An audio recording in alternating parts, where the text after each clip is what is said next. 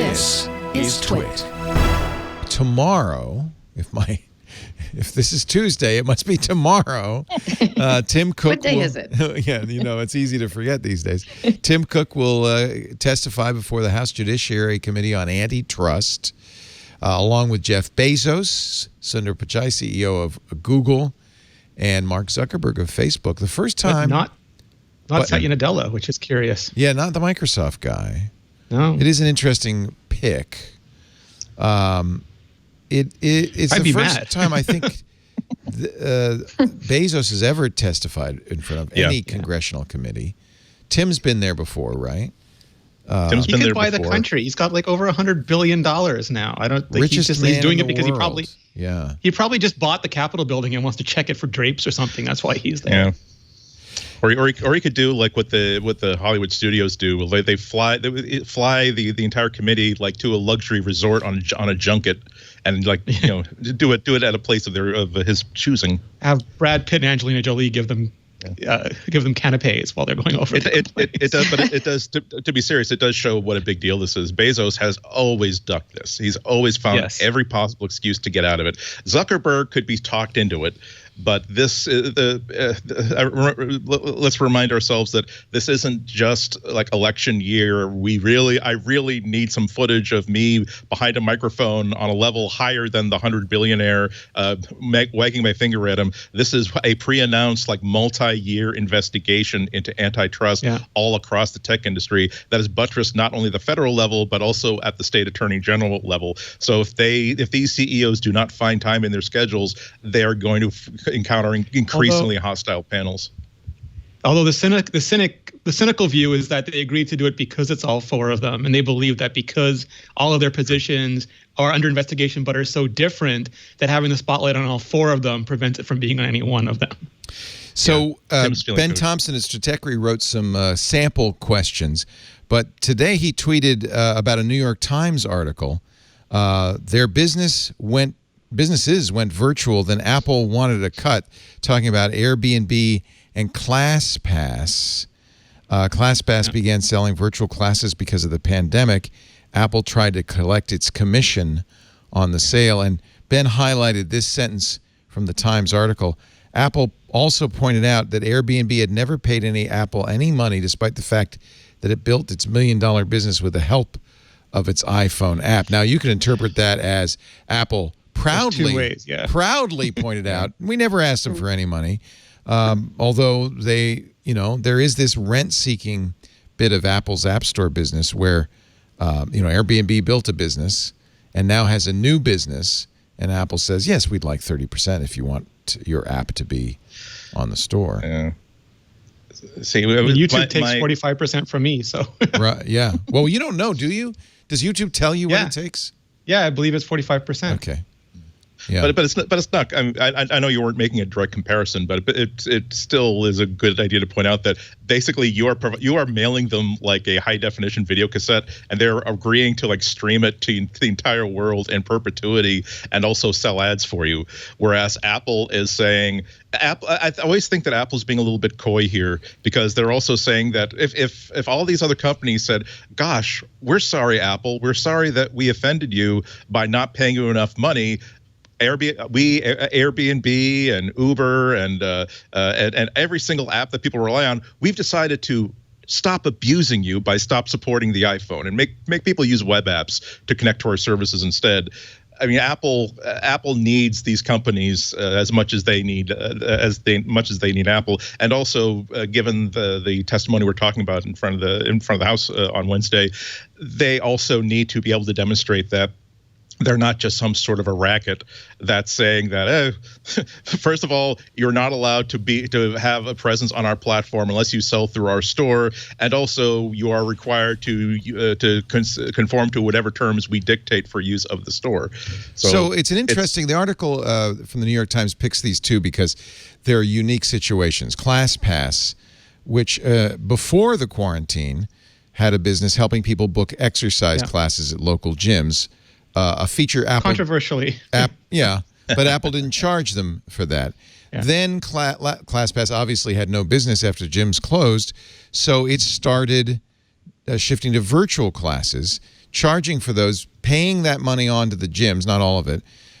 Because the classes it sold on its iPhone app were now virtual as opposed to real classes, Apple says we want 30% of the sales up from different zero. Than Amazon and Kindle, right? Like Amazon.com purchases have to pay Apple nothing, but if you buy something for your Kindle or Comixology, they expect their 30% cut. This is why these articles to me are so painful. It's like they have an idea, but they just prosecute it so badly. Apple, in its defense, says this is a 10-year-old rule we're enforcing, and if we waive the commission, it would not be fair to other app developers that have been paying that fee for 10 years for similar. So the thing for me is businesses. that, like in good times, nobody really cared about the 30%. Like it was a gold rush. People were making money hand over fist. You saw articles about this game making $1 million, and there were App Store millionaires in the headlines all over the place. And it was objectively a more convenient arrangement than the previous web stores for online software, and it was better rates than they were getting, or at least the same rates that they were getting on those web stores, and way better than retail.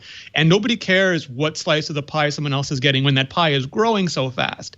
But when that pie starts to constrict, for some reason, we all switch from, hey, how do we stop this and start growing the pie again, to, hey, why don't I get more of your slice of that pie? And it seems like both Apple and some developers, not all developers, but some developers are both saying, hey, that 30%, we want more of it. And Apple's saying, hey, you're not giving us that 30%. And it doesn't address the root issue. None of this stuff does. Like, I was joking about this on Twitter, but it's not a joke. I talk to developers and they say if Apple would just do what the Google Play Store is doing, it'd be fine. And I say, well, why don't you use the Google Play Store? And they're like, I hate it. And that's just not a defensible point of logic. It's Apple. Well, I don't really think the reason people are not in the Google Play Store is not because they hate it. The reason is because the Android device users apparently are not as likely to pay for stuff. And so there's much less copyright prosecution, and much there's a bunch more of revenue other in the Play Store, yeah, in the Apple Store than there is in the Play Store. My greater point is just that it was hold on a second. Airbnb analogous situation. They were offering, in fact, have been since 2016, in-person experiences, guided tours, bar crawls, cooking classes. Of course, pandemic ended that business. So they started selling virtual versions of the same experience. Apple said, okay, now you have to give us money. Now, apparently Apple now claims, even though ClassPass says this isn't the case, that ClassPass has been given to the end of the year. ClassPass said they wanted it now. And they say we're still negotiating with Airbnb. But, of course, Airbnb is big, and Apple might have the clout to negotiate. Apple says if they don't pay, we're going to pull their app entirely. Yeah. So go ahead, make your point now, Rene. I just want to make sure people got the facts of these two situations. Yeah, no, I think there's a lot of legitimate complaints, like not allowing trials on the store, where that 30% should be 10% or 15%, whether there should be alternate stores, whether they should support full progressive web apps, as an alternate, all these different things. But none of those address the root cause of this. These are, I think, people rearranging the deck chairs. It's just that so much of the software is now commodity that I think it requires a complete reimagination of what a store should be. It's a decade old, and I don't think Google's far behind on having that same problem. We went from scarcity and highly expensive apps to abundance and apps that people get angry about when they're only $1, and we have to address. And that's not unique to apps, but they've become just the next form of content that's going through that. We have to address that point. Here's one more story from the New York Times article, and it's Protonmail, the encrypted Swiss email app. Their chief executive, Andy Yen, said if you're not in the App Store today, you're not online. Your business cannot function. So they're the gatekeepers of something every single company wants. But if you're going to go through those gates, they're going to charge you 30%. So what Protonmail is, they began charging 30% more for subscriptions bought on the iPhone app versus those bought on the website, to in effect passing Apple's fee on to the customers. But Apple's rules prohibit Protonmail saying there's a lower price on the web. And when Protonmail did that, Apple restricted its app. Then when the company instead tried to make it clear that 30% of the subscription price went to Apple, Apple again said you can't tell people that and restricted the app again. So there are two issues. One is Apple seems somewhat capricious in the enforcement of these rules, and that's a big issue. I'll channel Alex Lindsay, because last time we talked about this, Alex was very adamant in his defense of Apple. He said they've created the iPhone, they've created this store, they've created immense value. This is the cost of doing business. You're riding on Apple's value. If you want to ride on that, you don't have to. You can go in the Android store, but if you want to ride on Apple's value, you got to pay the ticket. And so, I'm not sure I agree with that, but I'll just give you Alex's point of view. What's wrong with Apple saying, look, we're providing this value. This is what it costs. How about you, Lory? What's your thought? There's so much to unpack here. So, you can look at it from Apple's perspective, which is exactly what Alex Lindsay would say, which is we have provided this value, and the fee for our value is that you pay 30% of your profits. That makes sense from a business point of view. The bigger and more important your company is, the more leverage you have to make sure that you continue to make that growth happen for you. From the developer perspective, I can see, and I think this is where Rene was saying people didn't complain about the cost before and now they're complaining about it. I think what that more than anything comes down to is that when the App Store first started, it was just an app. So developers, they made an app and you bought an app and that's all you bought. You bought this piece of paper, right? Now people are selling services. They're putting services on the App Store. So now you can, you can go rent an Airbnb, or you can take an in-person, have an in-person experience. Now it's turned into a virtual experience. This isn't just one app that you charge $1.99 for, knowing that some percentage of that is going to go to Apple. This is your entire weekly, monthly, daily livelihood.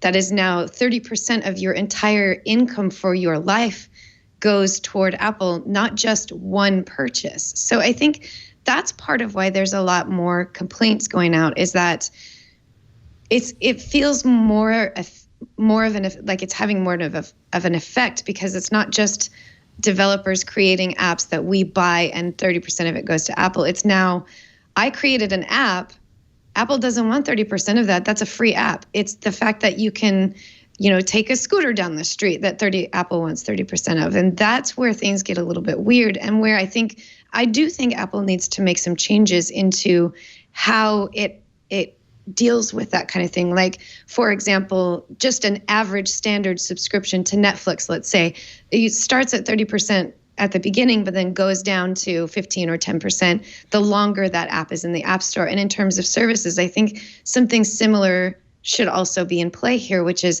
at first, you're a brand new customer, you have to give us 30% of that, but then over time, that percentage goes down. That to me just makes sense in that apps usually get their biggest push right when they first come out, so that's where a lot of money is made, is right up front when all of the marketing gets talked about.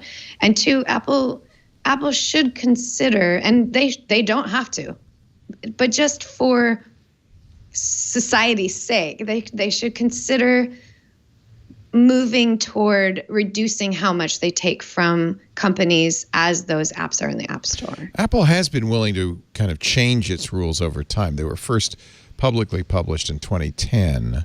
In 2018, Microsoft came to them for Minecraft because they wanted to make sure that users who were able to buy like me, who bought my Minecraft subscription years ago on the website from Mojang, should be able to use Minecraft on the App Store. Phil Schiller gave an interview to Reuters today, kind of, I think, to set the tone for tomorrow's testimony for Tim Cook. Kind of these are the talking points. He said to Reuters, as we're talking to some of the biggest game developers, for instance, Minecraft, they said, I totally get why you want the user to be able to pay for it on device, but we have a lot of users coming in who bought their subscription or their account somewhere else, and it's a big barrier to getting into your store. So Schiller said, we created an exception to our own rule because we thought, yes, that's reasonable. Here's the kind of the money quote from that Reuters interview. This is Phil Schiller. One of the things we came up with is we're going to treat all apps in the App Store the same. One set of rules for everybody. No special deals, no special terms, no special code. Everything applies to all the developers the same. That's not the case in PC software. Nobody thought like that. It was a complete flip around of how the whole system was going to work. I have to point out that there are exceptions. Amazon famously just got an exception, as has a French broadcaster and another broadcaster. So they do make exceptions sometimes. Amazon's a pretty big customer. Amazon has a variety of deals with Apple, so maybe that isn't a completely level playing field. And maybe this is just not the right, the right way to do it. It's, this is an experiment in this, even though the App Store has been around for 10, 12 years, however long it's been around, it's still an experiment in figuring out how to do it right. And just because Apple decided not to do it the way PC software did it doesn't mean it's the right thing to do. Maybe go back to the way PC software did it. Yeah. And, I think it's important to be a sort of ever-changing, way of doing things and listening to your clients and making decisions based off of that. Like on the one hand, the iPhone it's hugely popular, and just like that article was saying, that you can't be a player app developer without being in the App Store. But in the reverse, one of the reasons why the iPhone is so important is developers and what they brought to the Apple community. If it weren't for the App Store, an iPhone would be just like an Android That's a phone. very good point. So Airbnb has created value too on their own that they are bringing to the iPhone. And I think a little give and take is important to keep this going. It just makes the most sense from both perspectives. It just helps both companies. Apple shouldn't be treating the developers as if they're some sort of, you're writing our tailcoats. That's not what's happening, because Apple is getting its value from the developers too. Ben Thompson tweeted that he believes, or this is the point he's been making, Apple believes it's entitled to all commerce that happens on an iPhone. Is that a fair characterization? He was arguing with Benedict Evans about that in that same thread. Because Benedict Evans goes, "No, you are quoting that exactly backwards." You misinterpreted it. That is saying that they let all that stuff go. They don't believe that they're entitled to it. They just believe they're entitled to digital goods. Yeah. In the Reuters article, they quote Mark Fisher, who is a chief executive of a mobile technology firm called Dogtown Studios. He said in the Reuters article, Apple's 30% commission felt justified in the early days of the App Store, when it was the price of global distribution for a then small company like his. But now that Apple and Alphabet's Google have a duopoly on mobile app stores, fees should be lower, possibly the same as the single-digit fees payment processors charge. As a developer, you have no choice but to accept Apple's charge. But maybe there is room. Be my guess. Apple's going to play this strong hand. They're going to get Phil out there. They're going to Tim Cook tomorrow. It'll be very interesting to see what he says. But it is my guess, Lory, that they will negotiate. That in the long run, the outcome of this conversation will be Apple giving in some respects. There was this great post from... Go ahead, Rene. I was going to say there was this great post from John Gruber where he put up the old headline from the G4 Cube, and it says Apple puts the G4 Cube on ice. And they never did. That was like the old Apple, and they never did that for AirPower. They didn't say Apple pulls the plug on AirPower. They sort of let just everybody report it. Right. But that, as much as Steve Jobs was intrinsic to the App Store, like when you read those original App Store guidelines, you can tell Steve wrote them. He was just having nothing. Like he was abiding no nonsense in those guidelines.